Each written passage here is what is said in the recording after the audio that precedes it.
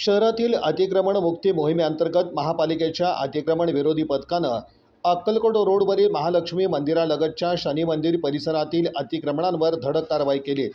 जेसीबीच्या साहाय्यानं करण्यात आलेल्या या कारवाईत अनधिकृत पत्रा शेड, दुकानं तसंच इतर बांधकामं जमीनदोस्त करण्यात आली।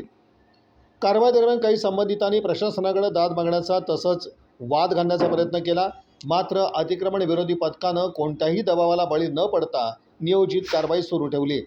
अवघ्या काही वेळात शनी मंदिर परिसरातील अतिक्रमण हटवून परिसर मोकळा करण्यात आला।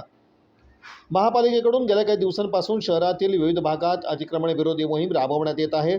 या मोहिमेत अनधिकृत बांधकामं, पत्रा शेड वजा दुकानं तसंच परवानगी विना उभारण्यात आलेल्या पक्क्या बांधकामांवरही कारवाई करण्यात येत आहे।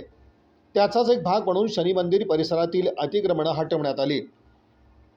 या कारवाईमुळे परिसरातील रस्ते आणि सार्वजनिक जागा मोकळ्या झाल्यानं नागरिकांनी समाधान व्यक्त केलं असून महापालिकेच्या धाडसी भूमिकेचं कौतुक केलं जात आहे।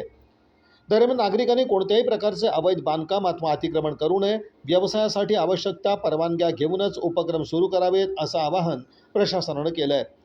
भविष्यातही अतिक्रमणाविरोधातील मोहीम अधिक तीव्र करण्यात येणार असून कोणत्याही प्रकारच्या बेकायदेशीर बांधकामांची गय केली जाणार नसल्याचा इशारा पालिका प्रशासनानं दिला आहे।